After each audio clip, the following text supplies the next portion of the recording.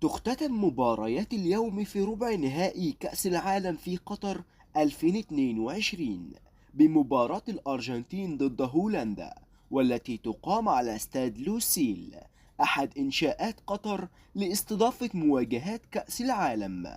ويلتقي الفائز من مباراة اليوم بين الأرجنتين وهولندا مع الفائز من مباراة البرازيل ضد كرواتيا في نصف نهائي بطولة كأس العالم. وتقام المباراة في تمام الساعة 9 بتوقيت القاهرة، والعاشرة بتوقيت الكويت والسعودية، والحادية عشر بتوقيت الإمارات. وتنقل المباراة على قنوات بي إن سبورت المشفرة، وكذلك قنوات الكأس 1 و 2 المشفرة أيضا. أما بالنسبة لتاريخ مواجهات الأرجنتين وهولندا، قابلت الأرجنتين هولندا 5 مرات في كأس العالم، و9 مرات عموما في المباريات. وتعادلت الأرجنتين مع هولندا سلبيا في دور المجموعات لعام 2006، وتأهلت الأرجنتين في الدور نصف نهائي من عام 2012 بفوزها على هولندا بضربات الترجيح. وتأهلت هولندا للدور نصف نهائي من كأس العالم في آخر 3 مباريات أعوام 98 و2010 و2014، وخسرت في الدور ربع نهائي مرة واحدة فقط في عام 94 أمام البرازيل بطل العالم في هذا العام. وتأهل منتخب الأرجنتين لكرة القدم للدور ربع نهائي من كأس العالم بالفوز على أستراليا في دور ال16 بنتيجة 2-1.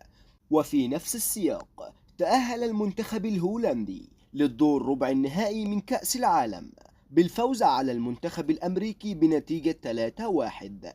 وفازت هولندا على الولايات المتحدة الأمريكية، وأحرز أهداف هولندا ممفيس ديباي وداني بليند ودينزل دومفرينس، وأحرز هدف أمريكا حاجي رايت.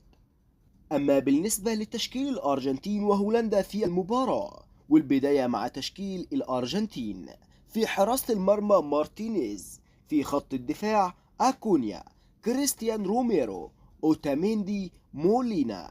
أما في خط الوسط أليستر وإنزو فرنانديز ورودريجو دي باول. أما في خط الهجوم جوليان ألفاريز وليونيل ميسي وبابو جوميز. أما بالنسبة لتشكيل هولندا في المباراة: في حراسة المرمى أندريس نوبرت، في خط الدفاع تيمبر وفيرجيل فان دايك ونسائيل أكي. أما في خط الوسط دومفريس ورون وفرينكي دي يونغ وبليند. أما في خط الهجوم كودي جاكبو وكلاسن وممفيس ديباي. وبكده بنكون وصلنا لنهاية جميع أخبارنا النهاردة. فما تنسوش تكتبوا تحت في الكومنتات توقعكم للمباراة، واللي توقعه هيطلع صحيح هيطلع اسمه في الفيديو اللي هيكون بعد المباراة مباشرة. فلو عجبك الفيديو ده ما تنساش تعمل لايك واشتراك في القناة. سلام.